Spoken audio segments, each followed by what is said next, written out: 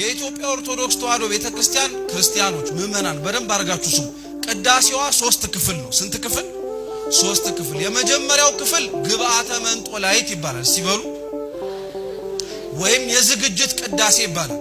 በዚህ ክፍል ላይ ካህናተ ቤተክርስቲያን ውስጥ ገብተው ጸሎት የሚያረጉበት፣ ንዋያቱ መሟላታቸውን የሚያረጋግጡበት፣ ምእመናን ወደ ሥርዓተ ቅዳሴው መግባታቸውን የሚፈትሹበት ክፍል ሲሆን ልክ ይሄንን አድርገው ከጨረሱ በኋላ ልብሰ ተክህኗቸውን ዲያቆናት በቀሳውስት፣ ቀሳውስት ከነሱ በክብር በስልጣን ከፍ ያሉ አበው ሊቃነ ጳጳሳት ቆሞሳት ካሉ አስባርከው ነው የሚያደርጉት።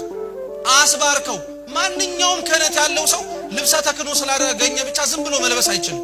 አስባርኮ ነው ማግኘት ማድረግ የሚችለው። ይሄ ስርዓት ነው። ከውስጥ ነው ስርዓቱ የሚጀምረው። ክርስቲያኖች ልክ አስባርከው ሲያደርጉት ራሱ ዝም ብሎ ያደርጉትም ይለኩታል። ምን ያደርጉታል? ስሙ በደንብ ይጠቅማቸዋል። ይለኩታል። ሲለኩት ልክክ እንዲልባቸው ነው የሚፈልገው። ከእግራቸው ከፍ እንዲልም አይፈለግም።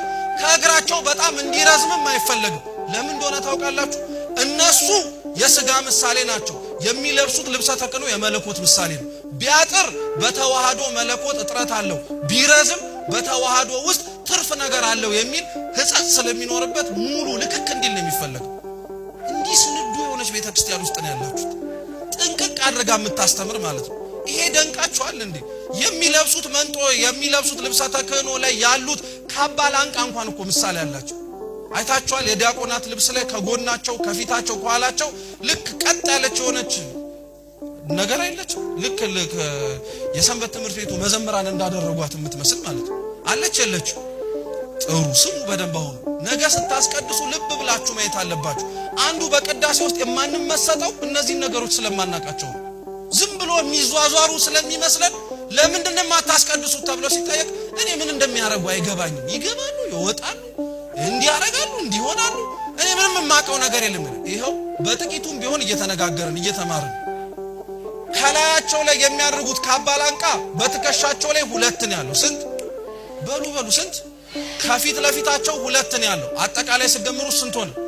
ከጀርባቸው 1 አለ። አጠቃላይ ስንት ሆነ? የ5ቱ አዕማደ ምስጢራት ምሳሌ። በቀኝና በግራ ያለው የጥምቀትና የቁርባን ነው።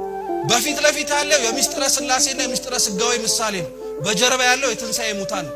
በጀርባ ለምን ትንሣኤ ሙታን እንደሆነ ታውቃላችሁ? ገና ስላልደረስንበት ነው። እንዲህ ብላችሁ አታዩትም? ሞተን ስላልተነሳ። አንዲት ነገር የምትቀር ነገር የለችም። ክርስቲያኖች ቅዳሴው ውስጥ የምናስተምረው ትምህርት ራሱ አለ። ቤተክርስቲያናችን ውስጥ ይለኩታል፣ ይጨርሳሉ። ከዛ በኋላ ከነሱ ከነበሩበት ከቤተ መቅደስ ሥርዓተ ቅዳሴው ሲጀመር ወደ ቤተልሔም ይዳሉ። ከቤተ መቅደስ በሉ ወደ ቤተልሔም። አዎ በዚህ ጊዜ ላይ ከቤተ መቅደስ ተነስተው ወደ ቤተልሔም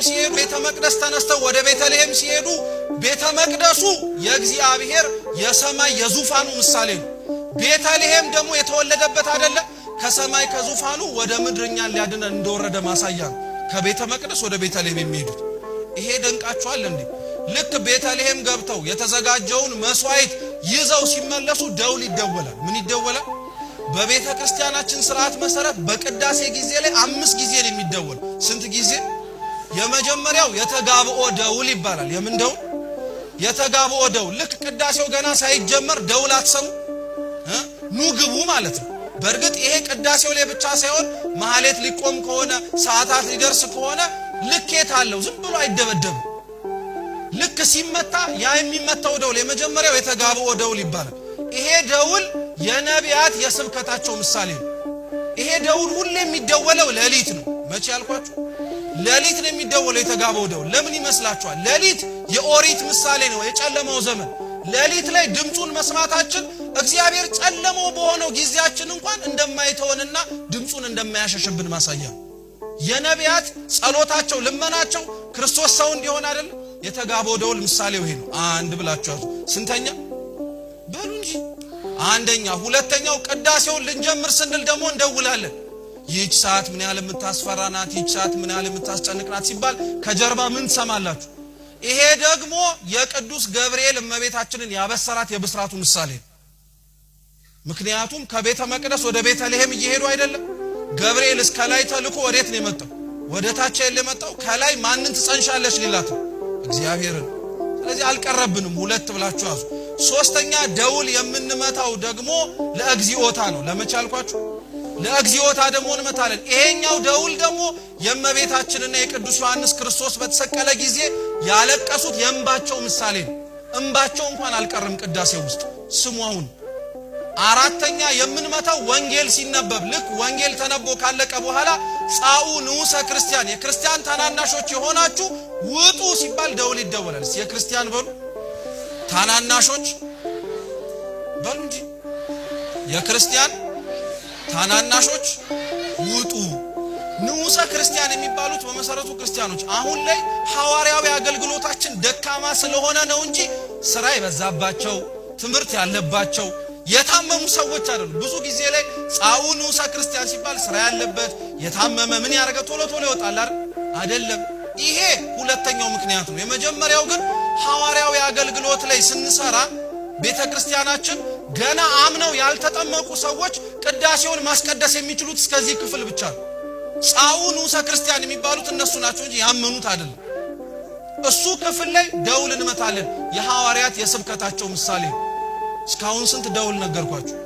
4። አምስተኛውና የመጨረሻው ደግሞ የአምላክ ቅዱስ ሥጋና ክቡር ደም ሲወርድ ምን እናረጋለን?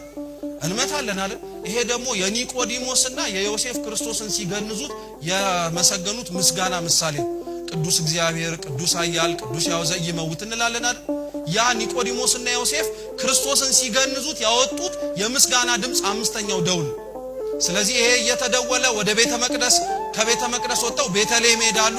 ቤተልሔም ህብስቱን ይዘው ሲመጡ ደግሞ ክርስቶስ ከምድር ወርዶ ቤተ መቅደስ የተባለ ጎልጎታ ላይ ሊሰዋ እንደመጣ ምሳሌ ነው። እየሰማችሁ ነው? ደከማችሁ እንዴ? በደንብ አድርጋችሁ ስሙኝ አደራ፣ ወሬ እንዳትተው። ከቤተልሔሙ ተነስቶ ወደ ቤተ መቅደሱ ሲገቡ ክርስቶስ ሰው ሆኖ ሊታረድ ሊሰዋ በጉ ወደ ቤተ መቅደስ መግባቱ ወደ ቀራንዮ ለመምጣቱ ምሳሌ ነው። እግረ መንገዳችንን ግን ዝም ብለን አንሄድም። የተሸከምነውን መሶብ እያመሰገን እንሄዳለን። አንቲ ውእቱ መሶበ ወርቅ ንጹህ እንተ ውስቴታ መናህቡ ህብስት ዘወረደ እምሰማያት ወሃቢ ሕይወት ለኩሉ ዓለም። ይህች እመቤታችን እኮ ናት። ዲያቆኑ መሶበ ወርቁን ተሸክሞ ሲሄድ መሶበ ወርቅ ተሸክሞ ይሄድ እንዳይመስላችሁ። እመቤታችን አንቺ ይህች መሶበ ወርቅ ነሽ፣ ውስጥሽ የተቀመጠው መና ክርስቶስ ነው እያለ እያመሰገናት ነው የሚሄድ። ይሄንን ሁላችንም ነው አምነን የምንናገር።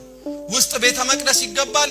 ዑደት አድርገው ሁሉንም ስርዓት ከፈጸሙ በኋላ በየተፈቀደላቸው ቦታ ላይ ይቆማሉ።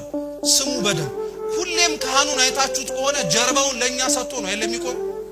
ልብ ብላችሁ አይደለም? ፊቱን ወደ ምስራቅ አዙሮ እኛ በምዕራብ በኩል ምኑን ይሰጠናል? ለምን ንቀት ይመስላችኋል? አይደለም። የምንናፍቀውን ክርስቶስ እሱ ቀድሞት እንደሄደ ሁሉ እኛም እንድንከተለው እረኛ ስለሆነ ነው ከፊት የሚሄዱ። እየሰማችሁ?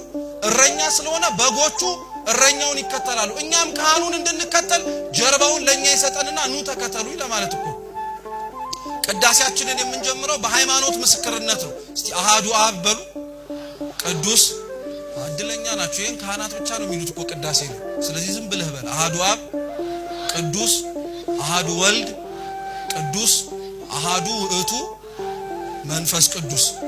አንዱ አብ በሉ ቅዱስ ነው፣ አንዱ ወልድ ቅዱስ ነው፣ አንዱ መንፈስ ቅዱስ ቅዱስ ነው።